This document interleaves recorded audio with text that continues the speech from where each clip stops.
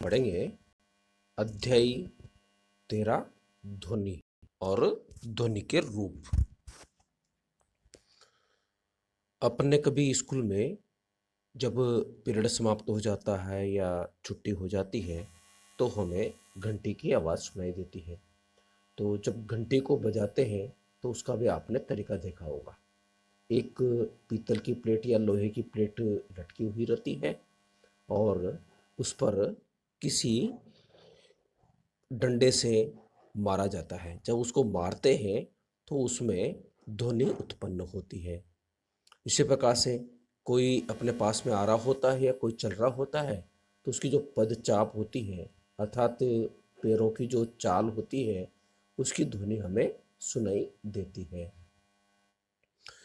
कभी जब बचपन में हम लुका छुपी का खेल खेलते थे तो उसमें एक खिलाड़ी के आंखों पर पट्टी बांध दी जाती थी और पट्टी बांधने के बाद में फिर कोई दूसरा व्यक्ति आवाज़ लगाता था तो वह पट्टी बांधे होने के बाद भी उस खिलाड़ी को पता लगा लेता था कि आवाज़ जो है वो किधर से आ रही है या ध्वनि किधर से आ रही है। तो इस प्रकार से हम कह सकते हैं कि ध्वनि जो है हमारे जीवन में एक महत्वपूर्ण स्थान रखती है। अर्थात ध्वनि की सहायता से हम एक दूसरे से संपर्क कर सकते हैं, एक दूसरे की ध्वनि को सुन सकते हैं और इस प्रकार से हमारे चारों ओर विभिन्न प्रकार की ध्वनियाँ उत्पन्न होती है और हमें सुनाई पड़ती है। पक्षियों की ध्वनि अलग प्रकार की होती है, तो कुत्ते के भौंकने की आवाज़ अलग होती है, गाय जब बोलती है आवाज़ करती है तो उसकी ध्वनि अलग प्रकार की होती है। तो इस प्रकार से कई जानवरों की, पक्षियों की, सबकी ध्वनियाँ जो है वो अलग अलग प्रकार की होती है। अपने विद्यालय में या कहीं पर भी बहुत सारे वाद्य यंत्र होते हैं। इन वाद्य यंत्रों की ध्वनियाँ भी अलग अलग प्रकार की होती है। बांसुरी है, तबला है, हारमोनियम है, इस प्रकार के कई वाद्य यंत्र होते हैं। इनकी ध्वनि हम सुनते हुए देखते हैं। अब प्रश्न ये उठता है कि यह ध्वनि जो है कैसे उत्पन्न होती है और किस प्रकार से वह एक स्थान से दूसरे स्थान पर पहुंचती है। इस ध्वनि को हम किस प्रकार से सुन सकते हैं। ये ध्वनियाँ अलग अलग प्रकार की क्यों होती हैं। कोई ध्वनि प्रबल भी होती है तो कोई ध्वनि जो है वो सूक्ष्म प्रकार की भी होती है। तो इन सब का अध्ययन अपन इसी पाठ में करने वाले हैं। ये सब आप देख रहे हैं यहाँ पर, ये सब किसी न किसी प्रकार से ध्वनि उत्पन्न करने के साधन होते हैं जिससे विशेष प्रकार की ध्वनियाँ उत्पन्न होती हैं। हारमोनियम है, तबला है, सितार है, बांसुरी है, ये सब वाद्य यंत्र कहलाते हैं क्योंकि इनको हम ध्वनि उत्पन्न करने के लिए काम में लेते हैं। अब आते हम ध्वनि किस प्रकार से उत्पन्न होती है या क्यों उत्पन्न होती है। तो जिस प्रकार से जब घंटी बज रही होती है तो उसको हम जब छू करके देखेंगे तो हमें अनुभव होता है कि कुछ उसमें कंपन उत्पन्न होता है। अर्थात इस कंपन के कारण ही उसमें ध्वनि उत्पन्न हो रही है। इसके लिए हम एक क्रियाकलाप कर सकते हैं। अपने घरों में भी हम क्रियाकलाप कर सकते हैं। इस प्रकार से कोई बर्तन है वो हमने सीधा लटका दिया है, कोई सी दीवार के इसको टच नहीं होना चाहिए। जब इस पर हम किसी डंडे की मारते हैं तो डंडे के मारने पर यह ध्वनि उत्पन्न होती है, लेकिन उसी समय हम इस पर उंगली यहाँ पे स्पर्श करते हैं या टच करते हैं। जैसे उसको उंगली को स्पर्श करते हैं तो हम देखते हैं कि कुछ कंपन जो है वह हमें हमारे शरीर में पहुँचते हैं या उंगली से महसूस होते हैं। तो इस प्रकार से हम कह सकते हैं कि जो अपने डंडे की मारा तब इसमें कंपन उत्पन्न हुए और कंपन के कारण ही ये ध्वनि उत्पन्न होती है। लेकिन जब हम इसके उंगली लगा देते हैं या शरीर का कोई भाग या किसी वस्तु का कोई भाग इस पर टच हो जाता है तो ये ध्वनि उत्पन्न करना बंद कर देती है। अर्थात जो कंपन है वह इस वस्तु से उस व्यक्ति के शरीर में प्रवेश कर जाते हैं, छूने से बंद हो जाते हैं और इन कंपनों को हम महसूस कर सकते हैं। तो यहाँ पर ये अर्थ निकलता है कि जो ध्वनि होती है वो कंपन के कारण उत्पन्न होती है। इसी प्रकार से एक और क्रियाकलाप हम कर सकते हैं। रबर का एक छल्ला लेंगे और जो अपना पेंसिल बॉक्स होता है, पेंसिल बॉक्स के उसके ऊपर में चढ़ा देंगे। फिर दो पेंसिलों की सहायता से उसको जो है वो तनित कर देंगे, अर्थात खिंचाव उत्पन्न कर देंगे। फिर हम जो रबर का छल्ला है उसको बीच में से खींच करके छोड़ देते हैं। तो जैसे छोड़ देते हैं तो हमें ध्वनि सुनाई देती है। ध्वनि क्यों सुनाई देती है? क्योंकि रबर का जो छल्ला है वो कंपन करने लगता है। तो यहाँ पर यह बात सिद्ध हो जाती है कि हम कंपन के कारण ही ध्वनि सुन सकते हैं और कंपन के कारण ही ध्वनि उत्पन्न होती है। कंपन किसे कहा करते हैं? तो कंपन जो होता है वो यहाँ पर है कि किसी वस्तु को अपनी माध्य स्थिति के इधर उधर या आगे पीछे होने वाली जो गति होती है वो कंपन कहलाती है। अर्थात माध्य अवस्था या साम्य अवस्था जो होती है, साम्य अवस्था के इर्द गिर्द उत्पन्न होने वाली जो गति होती है वह कंपन कहलाती है। तनित रबर में जो अभी अपने प्रैक्टिकल किया था उसमें जब छल्ले को अपन कर्षित करते हैं तो वो कंपन करता है। जब कंपन करता है तो वह ऊपर नीचे होता है, अर्थात उसमें माध्य स्थिति में वह इर्द गिर्द गति करता है और इस इर्द गिर्द गति के कारण ही कंपन उत्पन्न होते हैं। पुनः हम एक और क्रियाकलाप करते हैं।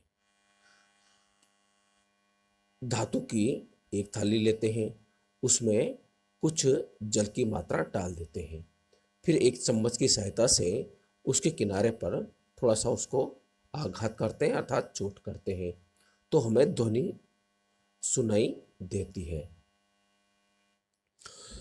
थाली पर फिर पुनः आघात करते हैं और फिर आघात करने के बाद हम उसको छूते हैं तो हम देखते हैं कि उसमें कुछ कंपन हमें महसूस होते हैं और साथ ही साथ में जो जल की जो सतह होती है उस जल की सतह पर भी हमें थोड़े थोड़े सी तरंगे दिखाई देती है। वो जो तरंगे होती हैं वह कंपन के कारण ही उत्पन्न होती है। अर्थात ये रहा है कि जब किसी वस्तु पर चोट मारते हैं तो उसमें कंपन उत्पन्न होते हैं और ये कंपन जो है हमें तरंगों के रूप में दिखाई देते हैं। इस प्रकार हमने देखा है कि कंपनमय वस्तुएं ध्वनि उत्पन्न करती है। कुछ स्थितियों में ये कंपन हमें आसानी से दिखाई दे जाते हैं, लेकिन अधिकांश स्थितियों में यह हमें दिखाई नहीं देते हैं, कारण उनका आयाम जो है वो बहुत कम होता है। अर्थात इससे जब हम इसको देख पाते हैं तो हमें कंपन अनुभव हो जाया करते हैं। एक सामान्यतः जो एक वाद्य यंत्र होता है उसको बोलते हैं एक तारा। एक तारा को हम आसानी से बना सकते हैं। नारियल का एक खोखला भाग लेकर के और उस पर एक डंडा लगा करके और उसमें कुछ तारों को तान करके चित्रानुसार एक तारा बना सकते हैं और फिर इसकी सहायता से हम ध्वनि उत्पन्न कर सकते हैं। तो हमारे दैनिक जीवन में बहुत सारे ऐसे वाद्य यंत्र होते हैं जिनमें ध्वनि उत्पन्न होती है और ये ध्वनि जो होती है वो एक प्रकार से मन भावन ध्वनि उत्पन्न कर देते हैं और जो मन भावन जो ध्वनि उत्पन्न होती है वो हमारे मन को अच्छी लगती है। और भी अन्य प्रकार के वाद्य यंत्र होते हैं जैसे मंजीरा है यानी झांझ है, घटम है, नूट है, करताल है, ये बहुत सारे इस प्रकार के यंत्र होते हैं। इन सब में आपने देखा होगा कि इन सबको जो है एक विशेष प्रकार से पीटा जाता है। जब एक विशेष प्रकार से पीटा जाता है तो यह विशेष प्रकार की ध्वनि ही उत्पन्न करते हैं और इस प्रकार के जो वाद्य यंत्र है वो हम भी निर्माण कर सकते हैं, हम भी ध्वनि उत्पन्न कर सकते हैं और ध्वनि के बारे में जानकारी ले सकते हैं। एक बहुत अच्छा जो वाद्य यंत्र है वो हम अपने घर में बना सकते हैं। क्रियाकलाप 13.5 के अनुसार में हम देखें कि एक धातु के जो 5 6 7 कटोरे ले लेते हैं या गिलास ले लेते हैं, कांच के गिलास भी ले सकते हैं। उसमें पानी भर देते हैं। पानी का जो स्तर होता है वह सभी गिलास में या कटोरों में थोड़ा सा अलग अलग प्रकार का होता है, और उसको इस प्रकार से बढ़ करें अपन कि क्रमशः जल के बढ़ते हुए स्तर के आधार पर भरें। अर्थात पहले गिलास में बहुत कम मात्रा में और धीरे धीरे बढ़ाते हुए अंत में अंत में पूरा भर देते हैं। तो इस प्रकार का हमें दिखाई यहाँ पर देता है। फिर एक पेंसिल की सहायता से हम इसको थोड़ा सा मारते हैं। तो जिस प्रकार से मारेंगे तो ध्वनि सभी गिलास में अलग अलग प्रकार से उत्पन्न होती है। तो इस प्रकार से हम देखते हैं कि ये एक प्रकार का वाद्य यंत्र हमने घर पे ही तैयार कर लिया होता है। हम इसकी जब विशेष प्रकार से तैयारी करते हैं या इसका अभ्यास करते हैं तो यह बहुत सूक्ष्म और मृदुमय ध्वनि हमें सुनाई देता है। जब हम किसी वाद्य यंत्र जैसे सितार के तार को कंपित करते हैं तो हमें केवल तार की ही ध्वनि सुनाई नहीं देती है, वास्तव में संपूर्ण यंत्र की कंपन करता हुआ उसकी ध्वनि सुनाई देती है। यह पूरे यंत्र के कंपन से उत्पन्न ध्वनि को हम सुनते हैं। इस प्रकार जब हम किसी मृदंग की झिल्ली पर आघात करते हैं तो हम केवल झिल्ली की आवाज की ही नहीं सुनते बल्कि संपूर्ण यंत्र की आवाज सुनते हैं। अब यहाँ पर एक प्रश्न उत्पन्न होता है। प्रश्न क्या है कि जब हम बोलते हैं तब भी ध्वनि उत्पन्न होती है, अर्थात इसका अर्थ ये हुआ कि हमारे शरीर में भी किसी न किसी भाग का कंपन होता है, और इस कंपन होने के कारण ही हम ध्वनि जो है वो सुनाई देती है। अब इसका हम चर्चा करते हैं और इसको हम ज्ञात करते हैं। तो जब हम कभी जोर से बोलते हैं या गाना गाते हैं या धीरे से कंपन करते हैं तो हम देखते हैं कि हमारे शरीर के अंदर से हवा निकलती है या वायु बाहर की ओर निकलती है, और जब इस प्रकार की ध्वनि अब वायु निकलती है तो आवाज भी साथ में उत्पन्न होती है। इसके लिए अपना जो कंठ होता है, इस कंठ में वाक यंत्र होता है, और ये वाक यंत्र होता है, इसमें ही ध्वनि उत्पन्न होती है। वाक यंत्र हमारे शरीर में कंठ में इस प्रकार से पाया जाता है, और हम महसूस कर सकते हैं कि कंठ में जब अपन हाथ लगाते हैं तो एक थोड़ा सा उठा हुआ भाग हमें दिखाई या महसूस होता है। तो ये जो उठा हुआ भाग होता है यहीं पर वाक यंत्र होता है। इस वाक यंत्र में 2 वाक तंतु होते हैं। जब ये वाक तंतु एक तरह से झिल्ली की तरह होते हैं या तनित होते हैं, जब इनके बीच में से वायु निकलती है, जब वायु निकलती है तो यह कंपन करने लगते हैं। जब कंपन होता है तो ध्वनि उत्पन्न होती है, और इस आधार पर ये कह सकते हैं कि अपने भी गले में जो वाक यंत्र होते हैं उनमें ध्वनि उत्पन्न करने का काम करते हैं। जब वायु फेफड़ों से बलपूर्वक झिरी से बाहर निकालते हैं तो वाक तंतु कंपित होते हैं जिससे ध्वनि उत्पन्न होती है। वाक तंतु से जुड़ी जो मांसपेशियां होती हैं वो तंतु को तना बना हुआ या ढीला कर सकती है। जब वाक तंतु तने हुए और पतले होते हैं तो वाक ध्वनि का प्रकार या